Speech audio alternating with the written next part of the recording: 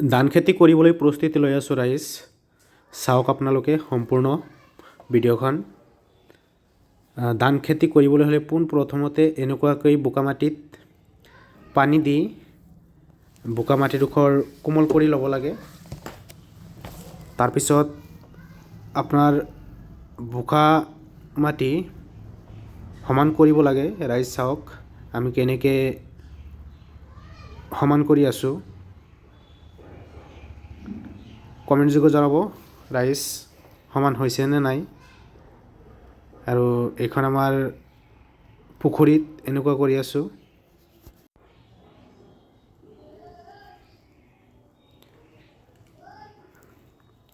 অসমৰ প্ৰধান খাদ্য যিহেতু ভাত, গতিকে ভাত বনাবলৈ হ'লে এই ধানৰ পৰা ভাত বনাব লাগে ৰাইজ। চাওক বীজ সিঁচি আছোঁ। 2 মাহমান পিছত ইয়াৰ পৰা ধানৰ কঠীয়াবিলাক উঠাই খেতিত ৰুই দিব লাগিব। তাৰপিছতহে পূৰ্ণাংগ ধান গছাব, তাৰ পৰা আমি ধান পাম। এনেকৈ বেৰ দিছোঁ গৰু ছাগলীৰ কাৰণে যাতে খাব নোৱাৰে। ধন্যবাদ। আজি ভিডিঅ' এইখিনিয়েই।